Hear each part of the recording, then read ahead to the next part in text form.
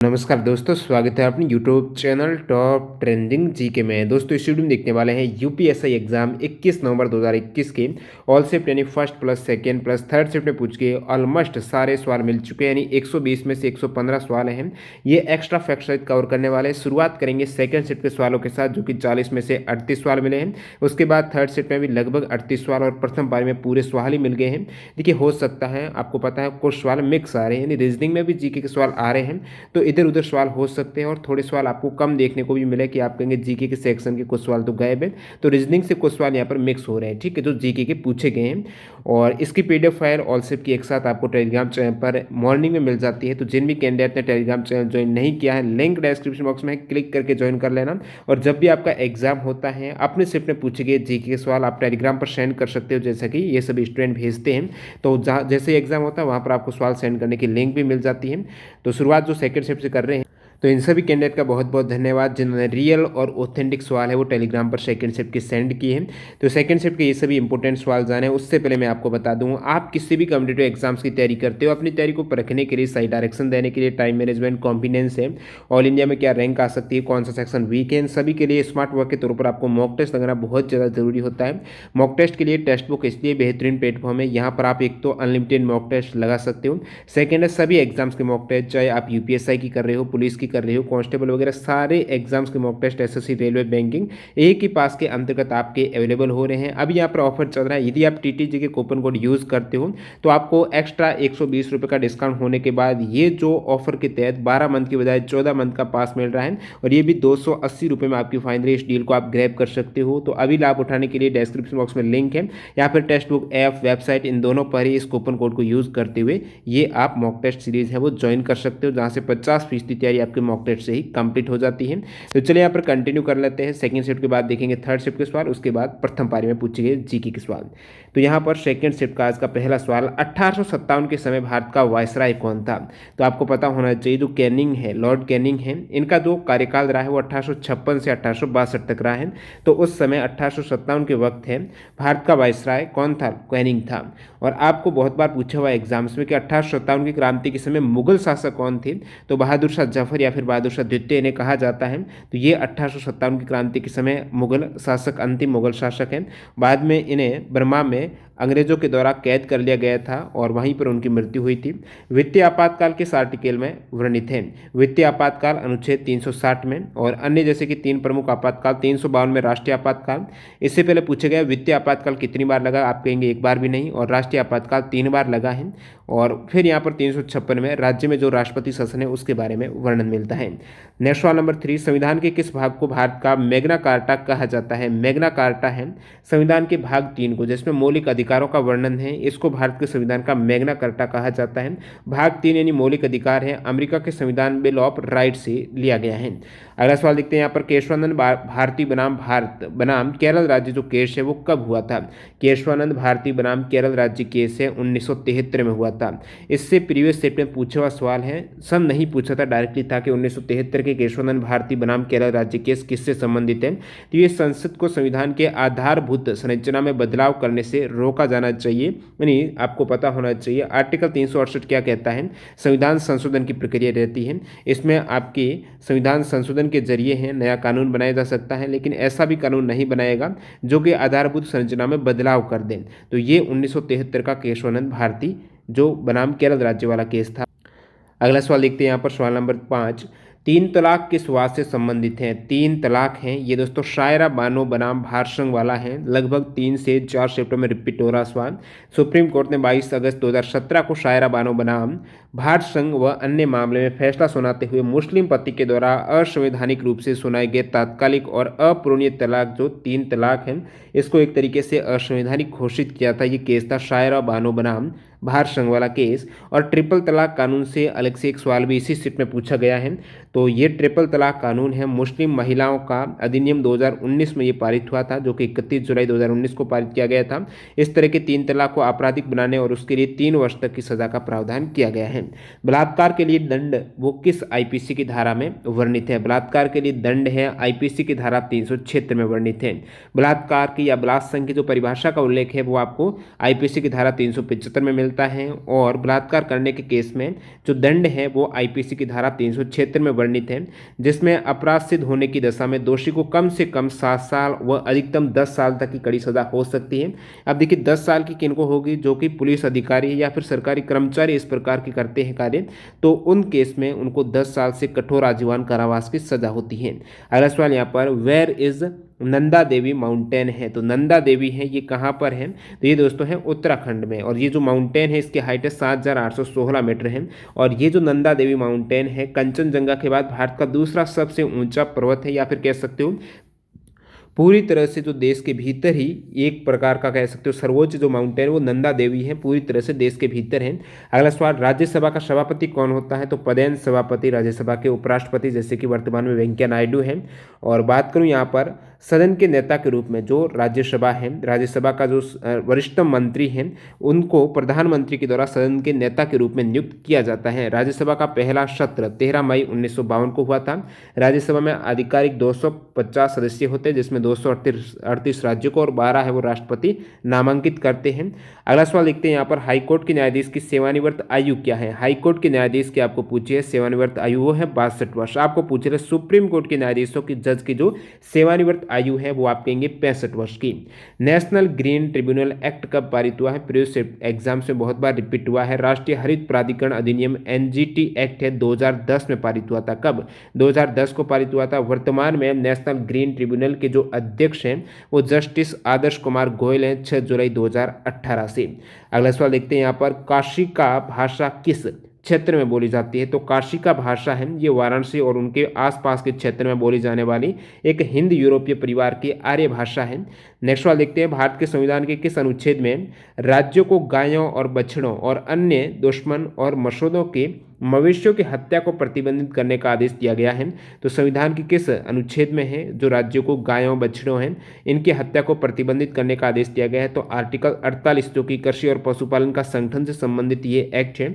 बाकी यदि मैं गोवध निवारण अधिनियम की बात करूँ तो उत्तर प्रदेश का है, ये उत्तर प्रदेश राज्य का गोवध निवारण अधिनियम 1955 में पारित हुआ था। अगला सवाल यहाँ पर उत्तर प्रदेश के प्रथम मुख्यमंत्री कौन थे? यूपी के प्रथम मुख्यमंत्री गोविंद बल्लभ पंत हैं। आपको पूछा था स्वतंत्रता के बाद हैं तो यही थे, या फिर 1950 के बाद भी यही थे। यदि पूछ लें कि संयुक्त प्रांत जो पहले नाम था संयुक्त प्रांत के प्रथम प्रीमियर कौन थे? तो वो थे दोस्तों मोहम्मद अहमद सईद खान खत्री थे 1937 में। पूना पैक्ट कब हुआ था? तो ये हुआ था दोस्तों, आपको मंथ सहित कंफ्यूज किया गया था ऑप्शन में, सितंबर और जुलाई वगैरह दे रखा था, 1932 तो था ही था। तो आपको याद रखना है 24 सितंबर 1932 को पूना समझौता भीमराव अंबेडकर और महात्मा गांधी के मध्य पुणे की यरोदा सेंट्रल जेल में हुआ था, और इस समझौते में दलित वर्ग के लिए पृथक निर्वाचक मंडल को समाप्त कर दिया गया और दलित वर्ग के लिए आरक्षित सीटों की संख्या प्रांतीय विधानमंडल में 71 से बढ़ाकर 147 कर दी गई। अगला सवाल देखते हैं सुअर के बच्चे को क्या कहा जाता है? Baby pig is called piglet. सुअर के बच्चे को, पिग के बच्चे को पिगलेट बोला जाता है। गुरु ग्रंथ साहिब किस धर्म से है? गुरु ग्रंथ साहिब सभी को पता होगा सिख धर्म का प्रमुख ग्रंथ है। इसका नाम आदि ग्रंथ भी इसे कहा जाता है। तो आदि ग्रंथ या फिर गुरु ग्रंथ साहिब है वो सिख समुदाय का प्रमुख धर्म ग्रंथ है, और इसका संपादन सिख समुदाय के 5वें गुरु श्री अर्जुन देव जी ने किया था। गुरु ग्रंथ साहिब जी का पहला जो प्रकाशन है 30 अगस्त 1604 को हरमिंदर साहिब अमृतसर में हुआ है। अगला सवाल यहाँ पर महान्यायवादी यानी अटॉर्नी जनरल की नियुक्ति कौन करता है? अटॉर्नी जनरल महान्यायवादी की नियुक्ति है आर्टिकल 76 के तहत महान्यायवादी का पद, जो कि नियुक्ति भारत के राष्ट्रपति के द्वारा की जाती है। महान्यायवादी, इससे पहले सवाल पूछा गया था कि देश का हाईएस्ट लॉ ऑफिसर कौन होते हैं? तो वो महान्यायवादी होते हैं। राज्य के केस में एडवोकेट जनरल है वो हाईएस्ट लॉ ऑफिसर होता है स्टेट का। महान्यायवादी सरकार का मुख्य कानूनी सलाहकार या फिर भारतीय सुप्रीम कोर्ट में सरकार का प्रमुख वकील होता है। और 15वें या फिर वर्तमान में जो अटॉर्नी जनरल है वो दोस्तों के वेणुगोपाल हैं, और इनकी नियुक्ति राष्ट्रपति के द्वारा की जाती है। अगला सवाल है बिना लाइसेंस के वाहन चलाने पर कितने रुपए की जुर्माने का प्रावधान है? बिना लाइसेंस वाहन चलाने पर 5000 रुपये का जुर्माना। तो ये सभी जो नए वाला मोटर वाहन अधिनियम 2019 के तहत बढ़ाया हुआ है सारे जुर्माने। तो सीट बेल्ट नहीं पहनने पर 1000 रुपये, दोपहिया वाहनों पर 2 से ज़्यादा सवारी 1000 रुपये, हेलमेट नहीं पहनने पर 1000 रुपये, इमरजेंसी इमरजेंसी वाहनों को रास्ता नहीं देने पर 10,000, बिना ड्राइविंग लाइसेंस के ड्राइव करने पर 5,000 रुपये का जुर्माना, ड्राइविंग लाइसेंस रद्द होने के बावजूद आप ड्राइव करते हो तो 10,000 रुपये का, ओवर स्पीड के केस में नेक्स्ट स्टेप में पूछा गया था 2,000 रुपये का, खतरनाक ड्राइविंग पर 5,000 का, शराब पीकर वाहन चलाने पर 10,000 रुपये जुर्माने का प्रावधान है। इनकी धारा भी आपको साथ साथ याद रखनी है। मोबाइल इस्तेमाल करते हो तो 5,000 का ड्राइविंग के दौरान, बिना परमिट पाए जाने पर 10,000 रुपये का जुर्माना, गाड़ियों की ओवरलोडिंग पर 20,000 और उसके बाद प्रति टन 2,000 का जुर्माना रहता है। बिना इंश्योरेंस की गाड़ी चलाने पर 2,000 रुपये का जुर्माने का प्रावधान है। नाबालिग द्वारा गाड़ी चलाने पर 25,000। अगला सवाल देखते हैं, हेवी ड्राइविंग लाइसेंस बनवाने के लिए कितने साल का जो लाइट मोटर व्हीकल का लाइसेंस होना चाहिए? हेवी ड्राइविंग लाइसेंस के लिए 1 साल का, ठीक है। तो उम्मीदवार के पास 1 वर्ष का पुराना लाइट मोटर व्हीकल का ड्राइविंग लाइसेंस होना अनिवार्य है। The Muslim woman protection of right of marriage act 2019 है, ये आपको एक्ट पूछा है जो कि ट्रिपल तलाक वाला पूछा गया है। मुस्लिम महिलाओं विवाह पर अधिकारों का संरक्षण अधिनियम कब पारित हुआ है? 31 जुलाई 2019 को। इसमें 3 साल की सजा का प्रावधान है। मिल्क ऑफ मैग्नीशिया का फॉर्मूला, मिल्क ऑफ मैग्नीशिया का जो फॉर्मूला है, सूत्र है, वो मैग्नीशियम हाइड्रोक्साइड है, MgOH का होल ट्वाइस कह सकते हो। 8वीं अनुसूची में 92वां संवैधानिक संशोधन, जब भी आपके सवाल पूछा गया था कि 8वीं अनुसूची में कौन सी भाषा सम्मिलित नहीं, तो उसमें मैंने जो 3 प्रमुख संविधान संशोधन के तहत 14 के बाद जो जितनी भी भाषाएं ऐड की गई हैं उनके बारे में मैंने आपको बताया था। तो अब यहाँ पर सवाल भी पूछ लिया है कि 8वीं अनुसूची में 92nd कॉन्स्टिट्यूशन अमेंडमेंट एक्ट के द्वारा कौन सी भाषा नहीं जोड़ी गई है? 92 में 4 भाषा ऐड हुई थी, कौन सी? बोडो, डोगरी, मैथिली, संताली। ये ऑप्शन दे तो इसमें तमिल तो ऐड नहीं की गई है, वो पहले ही थी। तो जो 2003 में ये 92nd कॉन्स्टिट्यूशन अमेंडमेंट के जरिए ये 4 भाषा ऐड की गई है। वैसे मूलतः 14 भाषा थी। उसके बाद नेक्स्ट 1967 में 21वें संवैधानिक संशोधन के जरिए सिंधी को ऐड किया गया है। उसके बाद जो 71वां कॉन्स्टिट्यूशन अमेंडमेंट हुआ है 1992 में, उसके जरिए 3 भाषाएं कोंकणी, मैती और नेपाली को ऐड किया गया है। ये बहुत ज़्यादा इंपॉर्टेंट फैक्ट है आने वाले शिफ्ट के लिए। 61वां संविधान संशोधन में क्या प्रावधान किया गया है? तो लोकसभा और राज्य विधानसभाओं में चुनाव में मतदान की आयु 21 से 18 की गई थी ना, वो इसी 61वें कॉन्स्टिट्यूशन अमेंडमेंट 1989 के जरिए आर्टिकल 326 में संशोधन करके की गई थी। अगला सवाल है, भारत में प्रशासनिक न्यायाधिकरणों की स्थापना के लिए कौन सा संवैधानिक संशोधन प्रदान किया गया है? तो जो संविधान का भाग, यहाँ पर एक नया भाग ऐड किया गया है जो कि 14A है, वो किस संविधान संशोधन के तहत ऐड किया गया है? संविधान में जो भाग 14A है जिसमें अधिकरण के बारे में वर्णन मिलता है आर्टिकल 323A से 300B में, तो ये 1976 का जो 42वां संविधान संशोधन हुआ है, इसी के तहत प्रशासनिक न्यायाधिकरणों की स्थापना प्रदान की गई है, जिसमें अधिकरण वाला सेक्शन ऐड किया गया है इसी भाग में। कौन से कॉन्स्टिट्यूशन अमेंडमेंट में? तो आप कहेंगे 42वें कॉन्स्टिट्यूशन अमेंडमेंट 1976 में 14A या फिर यहाँ पर प्रशासनिक न्यायाधिकरणों की स्थापना का ये भाग ऐड किया गया है इसी कॉन्स्टिट्यूशन अमेंडमेंट में। मूल अधिकार में जो अधिकरण है उसके संबंध में कोई प्रावधान नहीं था, बाद में ऐड हुए हैं। आर्टिकल 326A में प्रशासनिक ट्रिब्यूनल की स्थापना के लिए संसद को अधिकार दिया गया है। अगला सवाल देखते हैं यहाँ पर, राष्ट्रीय मानवाधिकार आयोग किस प्रकार का निकाय है? तो ये वैधानिक निकाय है, स्टैट्यूटरी पब्लिक बॉडी है। तो भारत का राष्ट्रीय मानवाधिकार आयोग एक वैधानिक सार्वजनिक निकाय का क्या मतलब है कि मूलतः संविधान में किसी भी आर्टिकल में इसका वर्णन नहीं मिलता है, ये बाद में ऐड किया गया है कानून बनाकर, जो एक्ट बनाकर। तो भारत का राष्ट्रीय मानवाधिकार आयोग एक वैधानिक सार्वजनिक निकाय है जिसका गठन 12 अक्टूबर 1993 को 28 सितंबर 1993 की मानवाधिकार संरक्षण अध्यादेश के तहत किया गया है। इसे मानवाधिकार संरक्षण अधिनियम 1993 के नाम से जाना जाता है। अगला सवाल यहाँ पर, मूर्ति देवी अवार्ड किसके द्वारा दिया जाता है? मूर्ति देवी अवार्ड की बात हो रही तो भारतीय ज्ञानपीठ के द्वारा ये अवार्ड दिया जाता है और ये अवार्ड प्रथम मूर्ति देवी अवार्ड 1983 को CK नागराजा राव को दिया गया था, कन्नड़ भाषा के ये।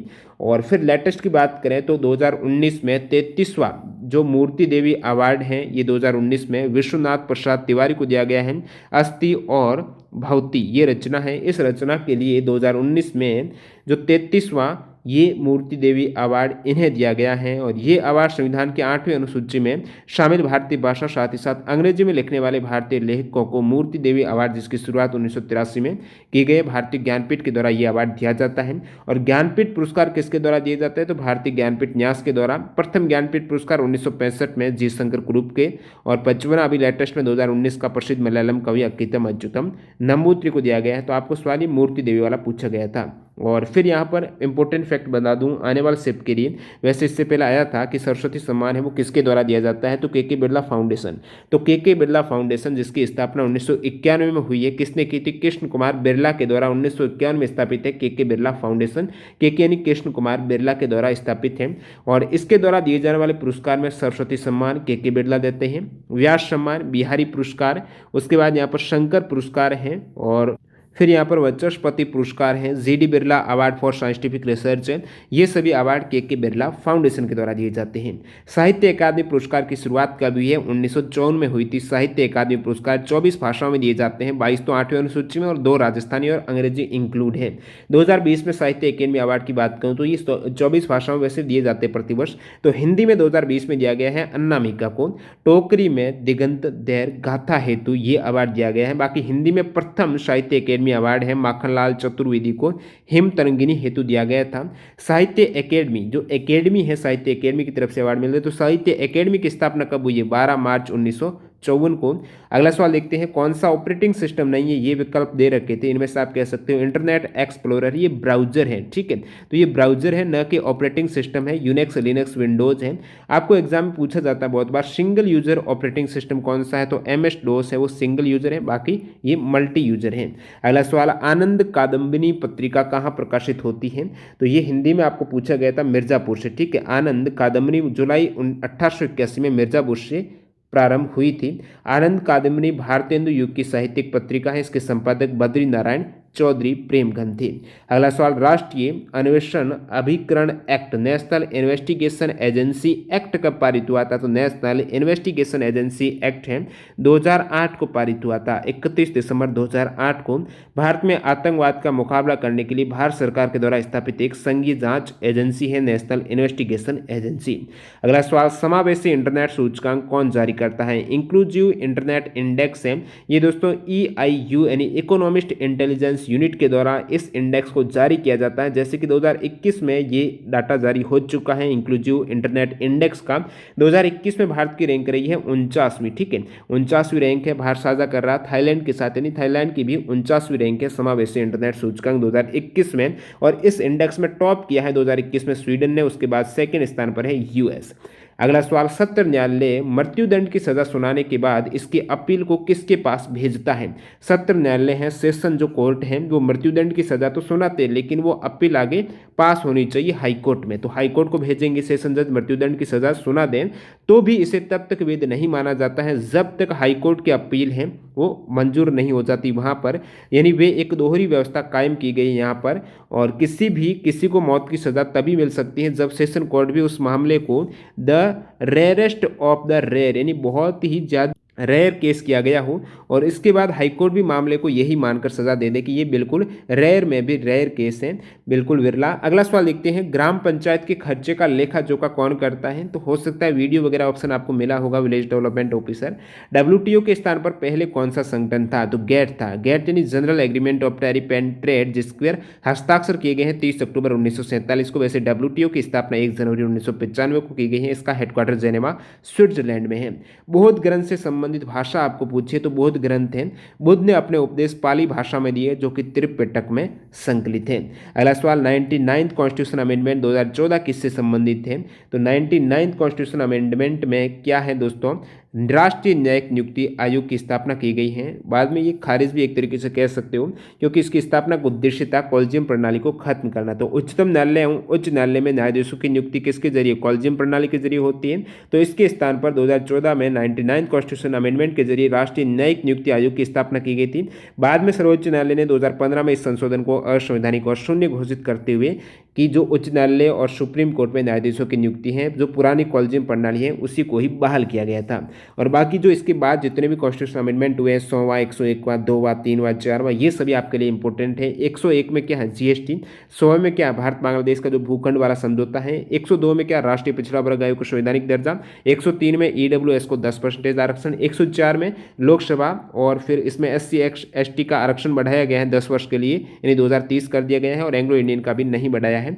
अगला सवाल है, भारतेंदु हरिश्चंद्र के द्वारा संपादित पत्रिका कौन सी है, हिंदी में सवाल था। ऑप्शन आपको बाल बोधिनी दे रखा था, तो ये भारतेंदु हरिश्चंद्र के द्वारा संपादित है जिसमें कवि वचन सुधा है, हरिश्चंद्र पत्रिका है, बाल बोधिनी है। और अगला सवाल, सीबीआई को शक्ति, तो क्या विकल्प थे आप बताना। बाकी सीबीआई है वो कार्मिक प्रशिक्षण विभाग के अंतर्गत आते हैं, यानी जो ministry of personnel public grievance and pension के अंतर्गत। एक सवाल यहाँ पर, प्रथम जेल में जो पढ़ाई के लिए या फिर कुछ स्टूडेंट बताए जेल ट्रेनिंग सेंटर है, वहाँ पर जो भी कैदी उनको एक तरीके से ट्रेनिंग है, पढ़ाई दी जाएगी, तो इस टाइप से सवाल था, वो प्रथम कौन सी जेल है। तो कमेंट करके बताना, जिनको भी एग्जैक्ट सवाल याद हो इसका आंसर वगैरह वो जरूर कमेंट करना। अब यहाँ पर कंटिन्यू करते हैं थर्ड शिफ्ट के आज जो सवाल पूछे गए हैं आपके जीके के। तो इन सभी कैंडिडेट का बहुत बहुत धन्यवाद जिन्होंने रियल और ऑथेंटिक सवाल तिरते पारी के सेंड किए थे टेलीग्राम पर। देखिए थर्ड शिफ्ट का पहला सवाल यहाँ पर, मोटर वाहन एक्ट 2019 के अनुसार ओवर स्पीडिंग के लिए कितने रुपए का जुर्माने का प्रावधान है।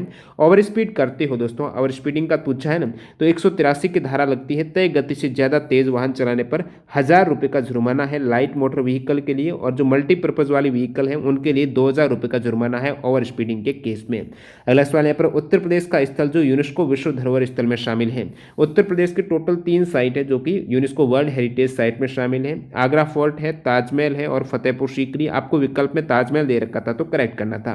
पंचायत चुनाव लड़ने के लिए न्यूनतम उम्र आपको पूछा है, तो ग्राम पंचायत चुनाव के उम्मीदवार की न्यूनतम आयु 21 वर्ष है, एमपी एमएलए 25 वर्ष है, राज्यसभा 30 वर्ष है, राष्ट्रपति राज्यपाल 35 वर्ष है।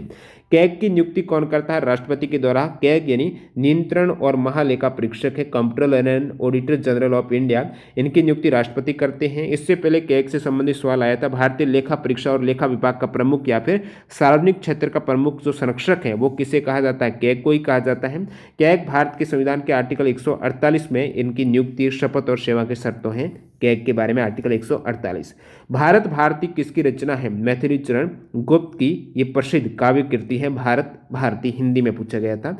जैव भार का पिरामिड किस पारिस्थितिकी तंत्र में उल्ट जाता है, ठीक है। जैव भार का जो पिरामिड है वो दोस्तों जलीय पारिस्थितिकी, यदि आपको विकल्प में तालाब वगैरह जो भी जलीय पारिस्थितिकी दे रखा था तो करेक्ट करना था, जिसमें जैव भार का पिरामिड है वो उल्टा हो जाता है।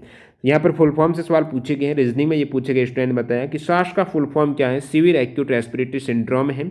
एक पूछा गया है क्लाउड कंप्यूटिंग के रेफरेंस में CAAS की फुल फॉर्म क्या है। CAAS यानी कंटेनर एज सर्विस, ठीक है, ये CAAS है। इसी प्रकार FAAS का मतलब है फंक्शन एज ए सर्विस है। ये क्लाउड कंप्यूटिंग में जो कि ऑनलाइन स्टोरेज आप कह सकते हो क्लाउड कंप्यूटिंग का मतलब। किस देश में सबसे ज़्यादा जैविक खेती होती है, तो लार्जेस्ट ऑर्गेनिक फार्मिंग है वो इंडिया में ही होती है, ठीक है। और बाकी जो जैविक खेती का सबसे ज़्यादा एग्रीकल्चरल एरिया है, कृषि क्षेत्र है, वो ऑस्ट्रेलिया का है। नेक्स्ट सवाल देखते हैं, भारत के संविधान में मौलिक कर्तव्य कब ऐड हुए हैं, और ये ऐड हुए हैं 1976 में, आपको करेक्ट करना था 42वें संविधान संशोधन के जरिए। अगला सवाल, चंद्रगुप्त नाटक के रचनाकार कौन है। चंद्रगुप्त नाटक के जो रचनाकार हैं 1931 में रचित नाटक है जयशंकर प्रसाद का। महिलाओं को किस अनुच्छेद में एक तरीके से छूट दी गई है, तो ये 15 ही ऑप्शन थे, अनुच्छेद 15 में अलग अलग खंड से था, तो 15 में भाग 3, ठीक है, 15(3) वाला आर्टिकल है, इसमें महिलाओं से संबंधित वर्णन मिलता है कि महिलाओं के लिए आरक्षण या बच्चों के लिए मुफ्त शिक्षा इसी उपबंध के तहत आते हैं। आर्टिकल 15(3) बताता है अगर महिलाओं और बच्चों के लिए विशेष उपबंध किए जाते हैं महिलाओं और बच्चों के लिए, तो आर्टिकल 15 ऐसा करने से उन्हें नहीं रोक सकता है, तो महिलाओं के लिए आरक्षण है। इस प्रकार ये प्रावधान आर्टिकल 15(3) में स्पेशल महिलाओं के लिए उपबंध है, जिसमें 15 ही विकल्प दे रखे थे। बाकी आर्टिकल 15(1) में है कि किसी भी नागरिक के साथ जाति, धर्म, लिंग, जन्म स्थान और वंश के आधार पर भेदभाव नहीं कर सकता है, और महिलाओं को इसमें छूट आर्टिकल 15(3) में मिली है। 15(2) में किसी भी भारतीय नागरिक को जाति, धर्म, लिंग, जन्म स्थान, वंश के आधार पर दुकानों, होटलों, सार्वजनिक भोजनालय, सार्वजनिक मनोरंजन स्थल, कुआं, स्नान घाट, तालाब इत्यादि पर जाने से नहीं रोका जा सकता इस आधार पर, तो ये 15(2) में। और 15(3) में जो आपको पूछा गया था 15(4) में है राज्यों को सामाजिक और शैक्षिक रूप से पिछड़े SC ST OBC के लिए विशेष उपबंध बनाने की छूट है, इसमें भी धर्म वगैरह के आधार पर भी छूट दी गई है ये SC ST OBC बनाने को। ये 15 में भी कुछ अलग से ओमिशन तो आप देख सकते हो। 15(3) का जो पूछा था महिलाओं को छूट की। मानवाधिकार संरक्षण अधिनियम कब लागू हुआ है। मानवाधिकार संरक्षण अधिनियम है 1993 को, ठीक है, ये बहुत बार पूछा हुआ है 1993 को। जनगणना के किस दशक में जनसंख्या वृद्धि ऋणात्मक रही है, यानी घट गई थी जनसंख्या, तो ये आपके प्रथम विश्व युद्ध हुआ था उसी दौरान ही हो गया था, तो आप कह सकते हो। दशक पूछा है तो 1911 से 1921 का दशक है। जन्म वृद्धि दर न्यूनतम रही है, जिसे महाविभाजन वर्ष कहा जाता है। और लघु विभाजक वर्ष है जिसमें जनसंख्या वृद्धि है वो अधिकतम रही थी, वो वर्ष 1951 वाला है। अगला सवाल यहाँ पर, बंगाल विभाजन की घोषणा कब की गई थी। बंगाल विभाजन की बात करें तो इसके निर्णय की घोषणा 19 जुलाई 1905 को उस समय वायसराय कर्जन के द्वारा की गई थी। बंगाल विभाजन की घोषणा 19 जुलाई 1905 को प्रभावी है 16 अक्टूबर 1905 से रही है। ये अंग्रेजों की फूट डालो राज करो वाली नीति का ही एक अंग है। उस समय कर्जन थे, कौन, जो वायसराय हैं, वो गवर्नर जनरल है लॉर्ड कर्जन है। ये विभाजन का प्रमुख कारण है। प्रशासनिक असुविधा बताया था इन्होंने। अगला सवाल है, अभ्युदय साप्ताहिक पत्र के संपादक कौन है? ठीक है, अभ्युदय साप्ताहिक साप्ताहिक पत्र हैं, इनके जो एडिटर है, संपादक हैं, वो दोस्तों मदन मोहन मालवीय ने इसकी शुरुआत की थी। 1907 में बसंत पंचमी के दिन इसका प्रकाशन आरंभ हुआ था। और एक दोस्तों अभ्युदय हैं, वो उपन्यास भी हैं जो नरेंद्र कोहली के द्वारा रचित हैं। अगला सवाल देखते हैं, भारत में राष्ट्रीय महिला आयोग का गठन कब हुआ है? 1992 में। 31 जनवरी 1992 को भारत में राष्ट्रीय महिला आयोग का गठन किया गया है। आयोग के प्रथम अध्यक्ष जयंती पटनायक, वर्तमान में अध्यक्ष रेखा शर्मा है। भारतीय जो राष्ट्रीय महिला आयोग है जिसका गठन 1992 में किया गया था। राज्य उच्च न्यायालय के मुख्य न्यायाधीश की नियुक्ति किसके द्वारा की जाती है? राज्य हाईकोर्ट के मुख्य न्यायाधीश की नियुक्ति है या फिर जो न्यायाधीश की नियुक्ति है वो राष्ट्रपति के द्वारा, आर्टिकल 217 में इसके बारे में वर्णन मिलता है कि भारत के राष्ट्रपति के द्वारा मुख्य न्यायाधीश सीजीआई या फिर राज्यपाल के परामर्श से ही ये नियुक्ति की जाती है न्यायाधीशों की। अगला सवाल है, अंतर्राष्ट्रीय अपराध न्यायालय है वो कहाँ पर है? अंतर्राष्ट्रीय न्यायालय या फिर अपराध न्यायालय दोनों ही हेग नीदरलैंड में है। अंतर्राष्ट्रीय अपराध न्यायालय भी इसका संचालन है शुरू हुआ है 2002 में, और ये रोम संधि के तहत अपनाया गया है, स्थापित किया गया है अंतर्राष्ट्रीय अपराध न्यायालय 17 जुलाई 1958 को रोम संधि के तहत। इसके वर्तमान में मेंबर्स स्टेट है वो 123 है। वर्तमान में अध्यक्ष है प्योट्रा होमास्की अध्यक्ष है, और बाकी अंतर्राष्ट्रीय न्यायालय है हेग नीदरलैंड में। किसी राजनीतिक पार्टी को मान्यता किसके द्वारा दी जाती है? मान्यता भारत का चुनाव आयोग ही देता है, चाहे वो राष्ट्रीय स्तर की पार्टी हो या फिर राज्य स्तर का राजनीतिक दल हो, भारत के चुनाव आयोग के द्वारा उसको मान्यता दी जाती है। और प्रीवियस जो एक एनटीपीसी एग्जाम में सवाल आया था, राष्ट्रीय राजनीतिक पार्टी के लिए शर्त के बारे में पूछा गया था। कुछ मैं इंपॉर्टेंट कंडीशन बता देता हूँ राष्ट्रीय राजनीतिक पार्टी बनाने के लिए। जैसे कि वर्तमान में 8 ही नेशनल पार्टीज हैं, तो इसके लिए क्या चाहिए? A party should win 2% seat in the Lok Sabha from at least 3 different state. 3 अलग अलग राज्य में जो भी पार्टी के लिए आवेदन हो रहा है वो 2% सीट जीत चुकी हो, लोकसभा की बात हो रही है। ठीक है, तो 3 डिफरेंट स्टेट में जो भी लोकसभा की सीट है उसकी 2% सीट है उस पार्टी को गई हो। 3 स्टेट भी यहाँ पर होने चाहिए। ये कंडीशन मैच न हो तो सेकंड कंडीशन है, लोकसभा या विधानसभा के आम चुनाव में पार्टी किसी भी 4 या अधिक राज्यों में 6% वोट शेयर प्राप्त करती है। 6% वोट है वो भी 4 या अधिक राज्यों में। ठीक है, चाहे लोकसभा को या फिर विधानसभा का इलेक्शन हो। इसके अलावा वो 4 लोकसभा सीट भी जीतती हैं, जीतना भी जरूरी है 4 लोकसभा सीट, और 6% वोट भी आने चाहिए।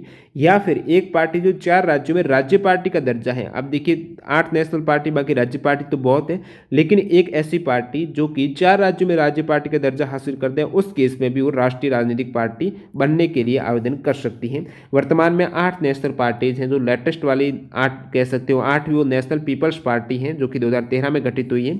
बाकी भारतीय जनता पार्टी 1980 में, नेशनल पीपल्स पार्टी लेटेस्ट है, इंडियन नेशनल कांग्रेस 1885 में, all India Trinamool Congress, Bahujan Samaj party है, सीपीआई हो जाएगा, communist party of India, Marxist है, नेशनलिस्ट कांग्रेस पार्टी, ये 8 पार्टियां हो जाएगी। सीआरपीसी की किस धारा के तहत किसी अपराध की हम मजिस्ट्रेट के पास शिकायत कर सकते हैं? तो ये सीआरपीसी की धारा 190 में मजिस्ट्रेट के द्वारा अपराधों का संज्ञान लिया जाता है। और बाकी यदि कोई भी पुलिस स्टेशन है एफआईआर दर्ज न करे तो मजिस्ट्रेट के समक्ष जा सकते हैं, जो धारा 156(3) के तहत वो संज्ञान लेंगे। तो दंड प्रक्रिया संहिता की धारा 156(3) और 190 जो भी आपको विकल्प बना होगा आप कमेंट करके बताना जिनका एग्जाम था। इलाहाबाद से पहले उच्च न्यायालय कहाँ पर था? बात हो रही उत्तर प्रदेश का। इलाहाबाद से पहले आगरा में था हाईकोर्ट। इलाहाबाद हाईकोर्ट की स्थापना 1866 में की गई है। 1869 में उत्तर पश्चिमी प्रांतों के लिए उच्च न्यायालय के स्थान आगरा से इलाहाबाद स्थानांतरित किया गया था 1869 में। केंद्रीय सतर्कता आयोग की नियुक्ति कौन करते हैं? राष्ट्रपति के द्वारा इसकी नियुक्ति की जाती है। केंद्रीय सतर्कता आयोग अधिनियम 2003 के द्वारा संवैधानिक दर्जा मिला है। बाकी इसका गठन 1964 में किया गया था। और प्रीवियस सेट में केंद्रीय सतर्कता आयोग के बारे में पूछा गया था। इसके गठन की सिफारिश किसने की थी? संथानम समिति ने की थी, और बाद में 1964 में गठन हुआ है। संवैधानिक दर्जा जो दिया गया है वो 2003 के एक्ट के तहत वर्तमान में सीवीसी हैं वो सुरेश एन पटेल हैं। अगला सवाल है, PIL taken from which country? जनहित याचिका की उत्पत्ति किस देश से हुई है? यूएसए से। ठीक है, यूएसए से पीआईएल हो गया, या फिर न्यायिक समीक्षा इससे पहले पूछा गया था वो भी यूएसए से है 1980 में। बाकी आपको पूछ लें भारत में जनहित याचिका का जनक किसे कहा जाता है? तो वो दोस्तों कहा जाता है न्यायमूर्ति भगवती को जनहित याचिका का जनक बोला जाता है भारत में। और ये रहे हैं भारत के मुख्य न्यायाधीश न्यायमूर्ति भगवती। न्यायिक समीक्षा भी यूएसए से ली गई है, प्रीवियस सेट में आया हुआ है। अगला सवाल है, if a person arrested under national security, national security है राष्ट्रीय सुरक्षा कानून के तहत अगर किसी व्यक्ति को अरेस्ट किया जाता है और फिर हाईकोर्ट क्या करती है, उस व्यक्ति को ये अरेस्ट इनवैलिड बता देती है कि आपने अवैध एक घोषित कर दिया हाईकोर्ट ने, ये सही नहीं है, उस केस में राज्य क्या करेगी, तो ऑप्शन थे एक्सेप्ट कर देगी या फिर उसको इमीडिएटली रिलीज कर देगी, इसका विरोध करेगी इस टाइप से। तो जब हाईकोर्ट ने निर्णय वही फाइनली होने वाला है उसको रिलीज करने के लिए। Who was the first surveyor general of India in 1815, तो भारत के प्रथम सर्वेयर जनरल हैं वो कौन थे, कॉलिन मैकेंजी। कॉलिन मैकेंजी को 1810 में मद्रास प्रेसिडेंट का सर्वेयर जनरल नियुक्त किया गया था, लेकिन 1815 में जैसे ही पद समाप्त हुआ मद्रास प्रेसिडेंसी का, तो मैकेंजी को भारत का सर्वेयर जनरल नियुक्त किया गया है। तो पहले शुरुआत में मद्रास प्रेसिडेंसी के ये सर्वेयर जनरल थे और कॉलिन मैकेंजी हैं, ये आपको एनटीपीसी में भी सवाल देखने को मिला था। 1815 में आपको याद रखना सन है जब कॉलिन मैकेंजी बने हैं भारत के फर्स्ट सर्वेयर जनरल। अगला सवाल आर्टिकल 44 किससे संबंधित है, ये भी प्रीवियस शिफ्ट में आया हुआ है, नागरिकों के लिए एक समान सिविल संहिता, नागरिक संहिता। नेक्स्ट वन यहाँ पर, who appoint the chairman of the national commission for scheduled caste, SC/ST आयोग की जो अध्यक्ष है उसकी नियुक्ति है वो राष्ट्रपति के द्वारा की जाती है। फिर यहाँ पर धारा मापने का उपकरण है, मीटर हो जाएगा। भ्रमर गीत परंपरा किसने शुरू की, हिंदी में पूछा है, सूरदास ने प्रारंभ की थी। स्पैम का क्या मतलब होता है, स्पैम यानी बहुत ज़्यादा मैसेज है, बल्क में मैसेजिंग करना, ईमेल के जरिए जो भी अवांछित मैसेज भेजे जाते हैं एक साथ, विशेषकर एडवर्टीजमेंट हेतु। अगला सवाल, नीति आयोग और किसके द्वारा 8 अक्टूबर 2020 को इंडिया एनर्जी मॉडलिंग फॉर्म के गठन किया गया था। इंडिया एनर्जी मॉडलिंग फॉर्म का गठन जो 2020 में नीति आयोग और किसके द्वारा किया गया है, United state agency for international development और नीति आयोग के द्वारा ये इंडिया एनर्जी मॉडलिंग फॉर्म का गठन है 2020 में। नीति के साथ कौन था, United state agency for international development के द्वारा। नेक्स्ट वाले, सर्वप्रथम संविधान सभा का विचार किसने प्रस्तुत किया है, तो स्वराज पार्टी ने 1934 में किया है। व्यक्ति के केस की बात करें, MN रॉय ने किया था। स्वराज पार्टी इसकी स्थापना 1923 में की गई है, मोतीलाल और चित्तरंजन दास के द्वारा इलाहाबाद में। नेक्स्ट वाले यहाँ पर आर्टिकल 14 में जो कानून के समक्ष समानता है, ये टर्म प्रीवियस सेट में आया है, इंग्लैंड से ली गई है। आपको यदि पूछे विधि के द्वारा स्थापित प्रक्रिया, आप कमेंट करके बता रहे हैं इनमें से कौन सा पूछेगा, क्योंकि एक स्टूडेंट ने ये भी बताया कानून के समक्ष समानता पूछा तो इंग्लैंड हो जाएगा, विधि के द्वारा स्थापित प्रक्रिया का पूछा तो आपको जापान करेक्ट करना था। किस केस के तहत रिट याचिका के लिए पहले हाईकोर्ट जा सकते हैं, तो इसका आंसर जिसको पता बता देना। एक बंजर और खाली भूमि पर किसका अधिकार होता है, राज्य सरकार कह सकती हूँ। पुलिस किस रैंकिंग को जारी करती है, या फिर भारत में पुलिस रैंकिंग कौन देता है, इस टाइप से स्टूडेंट ने अलग अलग सवाल बताए हैं। कमेंट करना एग्जैक्ट ये थर्ड सेट में क्या सवाल पूछा गया था। और एक हिंदी साहित्य इतिहास के प्रथम लेखक से था, बाकी हिंदी के प्रथम कवि की बात करो तो वो सर हप्पा है। इस टाइप से दोनों शिफ्ट के सेकंड और थर्ड शिफ्ट के जीके के सवाल कवर हुए। अब लास्ट में अपन कवर कर लेते हैं प्रथम शिफ्ट के, वैसे अलग से वीडियो बनाया हुआ है लेकिन एक ही वीडियो के केस में अभी यहाँ पर अपन ब्रीफली कवर करेंगे संक्षिप्त रूप से जो प्रथम पारी में जीके के सवाल पूछे गए हैं। तो इन सभी कैंडिडेट का धन्यवाद जिन्होंने फर्स्ट शिफ्ट के सवाल सेंड किए हैं। तो पहली पारी का पहला सवाल, बाबर फरगना की गद्दी पर कब बैठे थे, 8 जून 1494 को फरगना जहाँ पर इनका जन्म हुआ है, और इसी दिन 8 जून 1494 को बाबर फरगना की गद्दी पर बैठे थे। HTML की फुल फॉर्म, HTML यानी हाइपर टेक्स्ट मार्कअप लैंग्वेज हो जाएगा। नेक्स्ट वाला है, व्हाट्सएप का वर्तमान ओनर कौन है, व्हाट्सएप की वर्तमान में ओनर है या फिर व्हाट्सएप किसकी पेरेंट कंपनी है, तो व्हाट्सएप की पेरेंट कंपनी है वो मेटा है। अभी जो फेसबुक है वैसे पेरेंट है, लेकिन फेसबुक का नाम क्या हो गया, मेटा हो गया है। व्हाट्सएप कब रिलीज हुआ था, व्हाट्सएप 2009 में, और उसके वास्तविक संस्थापक हैं ब्रायन एक्सन और जॉन कॉम। अगला सवाल, आर्टिकल 19 के कुल कितने भाग हैं, आर्टिकल 19 की बात करें तो इसमें 6 फ्रीडम आपको देखने को मिलती है। पहले 7 थी, संपत्ति का अधिकार बाद में हटाया गया है। तो आर्टिकल 19 में 6 फ्रीडम कौन सी है, देखिए 19 A B C D E के बाद G है, F को हटाया गया था जिसमें संपत्ति का अधिकार था, जो 44वें संविधान संशोधन 1978 के तहत आर्टिकल 301 के तहत विधिक अधिकार बनाया गया है। बाकी ये जो 6 अलग अलग कौन सी स्वतंत्रता है आपको पता होना चाहिए, इसके भाग से सवाल आ सकता है। आर्टिकल 19 A में बोलने की आज़ादी है, बी में सभा की आज़ादी है, सी में संघ बनाने की आज़ादी, ठीक है। आर्टिकल 19 डी में पूरे देश में आने जाने की आज़ादी है, और आर्टिकल 19 ई में बसने की आज़ादी बहुत बार यहाँ से भाग से पूछा जाता है। जी से बिजनेस यहाँ पर कह सकते हो, 19 जी में व्यापार की आज़ादी हो जाएगी। अगला सवाल है, अनुच्छेद 13 किससे संबंधित है, आर्टिकल 13 की बात करें तो अनुच्छेद 13 राज्यों के विरुद्ध नागरिकों को मूल अधिकार से संरक्षण की गारंटी देता है। तो नागरिकों के जो भी मूल अधिकार है उसके संरक्षण की गारंटी आपको आर्टिकल 13 में देखने को मिलती है। तो ऐसे किसी कानून बनाने से संसद और राज्य विधानसभाओं पर प्रतिबंध लगाया है। जो नागरिकों को मौलिक अधिकार में कटौती करता है, इस टाइप से कोई कानून नहीं बनेगा। आर्टिकल 13 में ये नागरिकों को संरक्षण मिलता है, गारंटी मिलती है। फिर यहाँ पर पूछ लिया है विश्व हिंदी सम्मेलन से सेकेंड विश्व हिंदी सम्मेलन कब हुआ है? 1976 में पोर्ट लुइस मॉरिशस में हुआ है। और ये मैंने बहुत सी शिफ्टों में बताया है, पीडीएफ फाइल में भी आप देख लेना सभी हिंदी विश्व हिंदी सम्मेलन। बात करूं 8वां विश्व हिंदी सम्मेलन की, तो ये हुआ दोस्तों 2007 में न्यूयॉर्क सिटी यूएस में हुआ है 8वां विश्व हिंदी सम्मेलन। नेक्स्ट वाला वर्ल्ड हिंदी सेक्रेटरिएट यानी विश्व हिंदी सचिवालय कहाँ पर है? वर्ल्ड हिंदी सेक्रेटरिएट की बात करें तो ये दोस्तों फोनिक्स मॉरिशस में है, विश्व हिंदी सचिवालय है। ये कहाँ पर? मॉरिशस में है। और इसके सदस्य देश कितने हैं? 5। कौन से? Mauritius, Fiji, Suriname, Bharat, Nepal. महासचिव विनोद कुमार मिश्र हैं विश्व हिंदी सचिवालय के। नागरिकता संविधान के किस भाग में है? नागरिकता संविधान के भाग 2 में। आर्टिकल कौन सा? आर्टिकल 5 से 11 है भाग 2 में। यहाँ पर आपको नागरिकता के बारे में वर्णन देखने को मिलता है। भाग 1 में क्या है? संघ और उसके क्षेत्र है, ठीक है। भाग 2 में नागरिकता है। भाग 3 में मूलभूत अधिकार है। भाग 4 में राज्य के नीति निर्देशक तत्व हैं। भाग 4A में मूल कर्तव्य है। 5 में संघ है। 6 में राज्य है। 7 में संविधान संशोधन अधिनियम 1956 के द्वारा ये बाद में निर्देशित किया गया था दोस्तों। और इस प्रकार संविधान के सारे भाग आपको पता होना चाहिए। और भाग यहाँ पर 9 की बात करें तो पंचायत है। 9A में नगर पालिकाएं हैं। 10 में अनुसूचित और जनजाति क्षेत्र हैं। तो इस टाइप से संविधान के भाग लगभग प्रत्येक शिफ्ट में पूछे ही जा रहे हैं। अगला सवाल है वित्त आयोग किस अनुच्छेद में है? वित्त आयोग की बात करें तो वित्त आयोग आर्टिकल 200 आपको अनुच्छेद का पूछा है ना, अनुच्छेद 280 में वित्त आयोग के गठन का प्रावधान है। फर्स्ट कमीशन है जिसकी स्थापना 1951 में की गई थी। प्रथम वित्त आयोग है ये 1951 में। और बात करूं वित्त आयोग वर्तमान में 15वां वित्त आयोग है जिसके अध्यक्ष है NK सिंह 2020 से 2025 के बीच में। और 14वें के थे डॉक्टर YV रेड्डी थे। प्रथम वित्त आयोग के जो अध्यक्ष कौन रहे थे? KC नियोगी। वर्तमान में 15वें के हैं NK सिंह। और अगला सवाल देखते हैं यहाँ पर कार्यपालिका का वास्तविक अध्यक्ष कौन होता है? तो आप कहेंगे प्रधानमंत्री है कार्यपालिका का वास्तविक अध्यक्ष होता है। नेक्स्ट वाला संविधान में जब 10 मौलिक कर्तव्य जोड़े गए उस समय प्रधानमंत्री कौन था? इंदिरा गांधी। कब ऐड किए गए हैं मौलिक कर्तव्य? तो 1976। उस समय भारत की प्रधानमंत्री इंदिरा गांधी। 42वें संशोधन में 10 मौलिक कर्तव्य भाग 4A 51 का आर्टिकल है इसमें इससे ऐड किए गए हैं।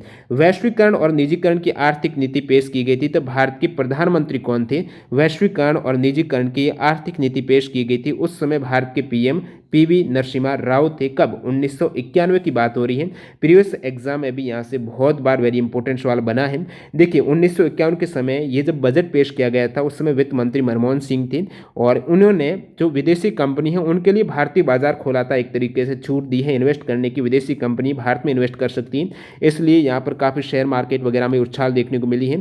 तो ये बात है, उस समय सेबी की स्थापना भी की गई थी, वैधानिक मान्यता 1992 में दी गई है। तो ये काफ़ी इंपॉर्टेंट सवाल बनता है यहाँ पर से और ये पूछा भी गया है आज आपकी। नेक्स्ट सवाल देखते हैं, पहला भूमि अधिग्रहण अधिनियम किस वर्ष आया था? 1894 में था। लैंड एक्विजिशन एक्ट है भूमि अधिग्रहण अधिनियम 1894 वाला और वर्तमान में है वो 2013 वाला लागू है। उत्तर प्रदेश में हिंदी के अलावा दूसरी ऑफिशियल लैंग्वेज उर्दू, याद रखना है।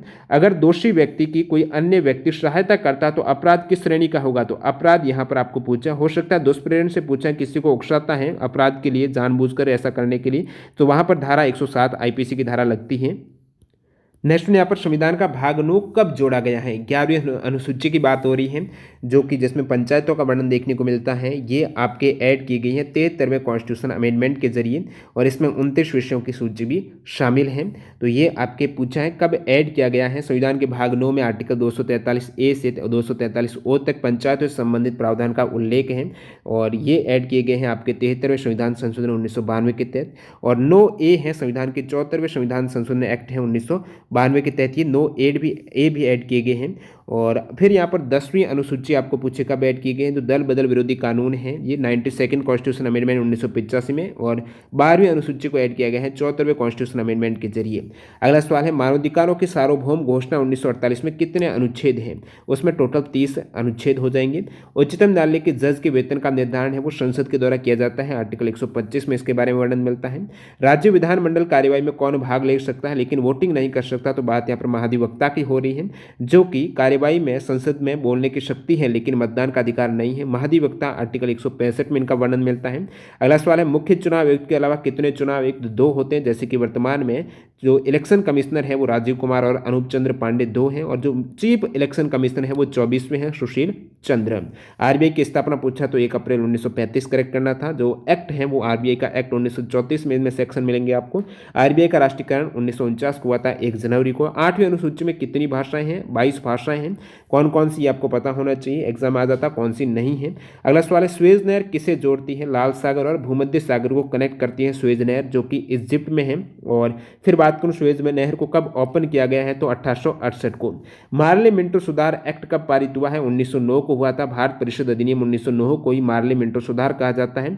और इस प्रकार ये अधिनियम सांप्रदायिकता को वैधानिक प्रदान करता है, क्योंकि इसी अधिनियम में प्रथम बार निर्वाचन में धर्म के आधार पर मुस्लिमों के लिए सांप्रदायिक प्रतिनिधित्व का प्रावधान किया गया था।